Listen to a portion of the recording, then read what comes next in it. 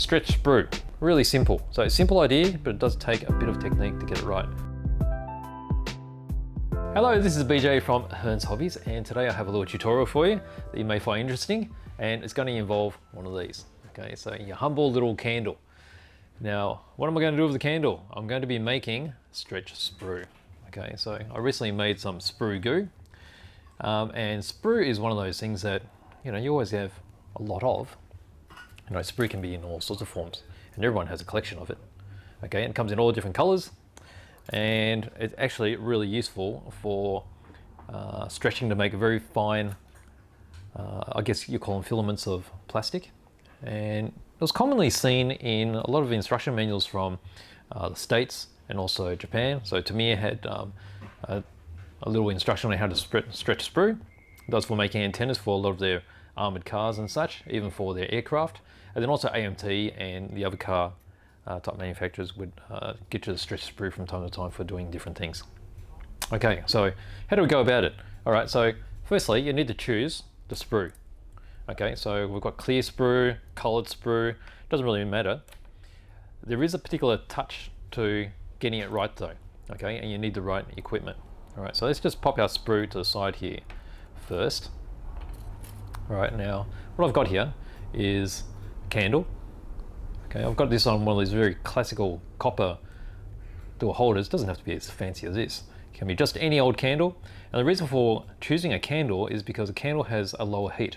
You notice that candle flame is predominantly orange and red.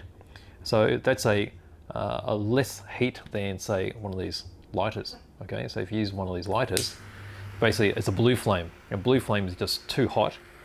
Let's see, you'll see it there, blue flame. That's no good. Okay, but I will use it for lighting this candle. Okay. All right, so you'll see here, I'm not sure you can actually see the flame on that top candle. Might be washed out a bit.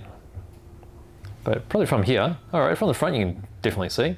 Very different color, okay, very orange flame. So the advantage of this is, as you got it down on the ground, all right, we've got it on our base here. To start with, you can have your two hands free because you need your two hands. And then also, by adjusting the height of your sprue, you can adjust how it softens. Okay, so what we're going to do is we're going to have the sprue across the top of the candle, find the sweet spot where it starts to stretch, and then we'll stretch it out. It's going to take quite a bit of practice because it is quite easy to overheat it, and then the filament just breaks on you. Now let me see if I can find a color of sprue that's going to be easy for you to see here. Now the black one's probably not going to be that good. Okay, let's go for this sort of light gray one. All right, so to prepare this, we basically want this to be as straight as possible. So let's just trim this off. All right, so here we've still got the T section in there. Get rid of the T section. Okay, and you've got a length of your sprue like this.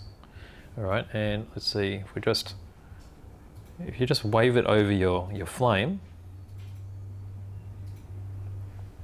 you find a point, and this also depends on how thick the sprue is too. And I've got it at a point where it's actually rotating, so it's starting to melt, and you see as I'm pulling it, we've got a fine filament. Okay, and that's broken. All right, so it's a matter of getting that to the right touch so that when you pull it, as it melts, you probably want to lift it up and you'll be able to get a more controlled. All right, so that's starting to go. All right, so as I pull it, okay, that's broken as well. Let's try that again. All right, so you're going to have plenty of sprue to practice with. And this sprue that I'm working with is quite thin, so I actually might try to hold this a bit higher so it softens slower. And as you rotate it like this, you can feel it just sort of softening it up. All right, so it's softening now, and I've lifted it up a little bit, and I'm starting to pull, and I've broken it again. Okay, so it's all about the feel to get the right pull. Okay, let's try it. This is a bit short. This is going to be a bit tricky. Obviously, it's going to be a lot easier if it was longer because I can feel the heat on my fingers now. All right, let's see how I go. All right, that's softening off at the end. Now I'll just pull it slightly.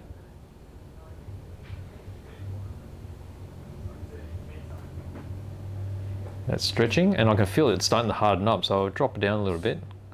Oh, I've taken it too far again.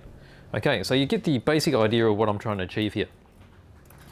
Now let me see if I can get something perfect. Let's try a bit of clear. Clear is really handy because clear sprue, when you pull it out into a fine filament, is almost invisible and also replicates rain. Okay, so if you've got your clear sprue around, quite often you don't get a lot of clear sprue in a kit. Make sure you hold on to it because it comes in really handy. And clear sprue is generally quite a bit stiffer, which means it needs a little bit more heat. But you can see it's just coming up now. Oops, I've broken that. All right.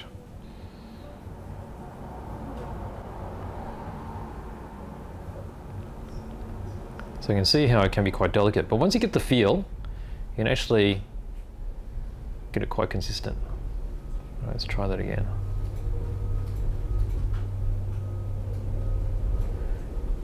Okay, so it's starting to give now. Lifted it up slightly and I'm pulling. Oh, I don't have the touch. Don't have the touch today. Let's try this. I like to try to get you at least one so you can have a good look at what it's like. All right, so softening up. I feel that bit of give. All right, so there we go. Oh, broken.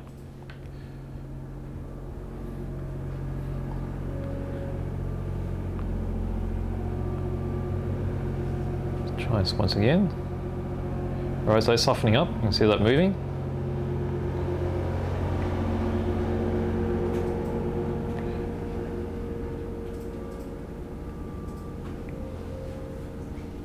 No, not having much luck. Right, let's give it another go, because I really would like to show you what it's going to look like.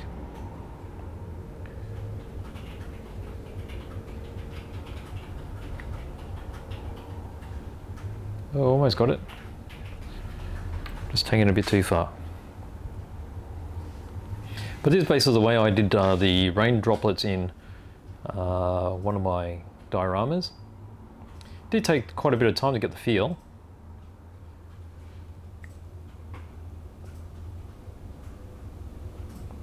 Alright, okay, I've got success. Okay, so let me bring it a bit closer. So there you go. So there's a little filament of stretched sprue. As you can see there, once you get more of a feel, you'll be able to get this to a much finer filament as well. And you'll get it to the point where you can use it for 35th scale antennas on tanks and vehicles, or aerials for 24 scale, 25th scale cars. And let me just try something again here. Let's do another one. The other great thing with these is you can use them as glue applicators as well, because you're pulling them really thin.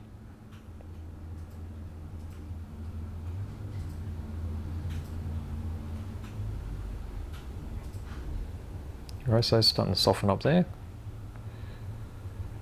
Alright, here we go. I think I had too much heat before, so you can see now I've got the feel.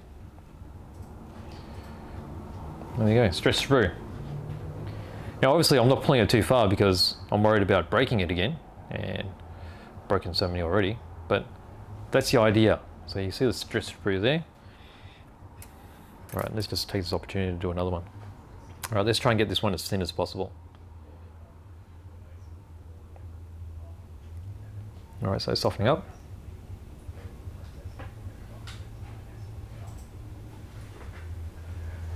Okay, and you see just how fine I pulled that one.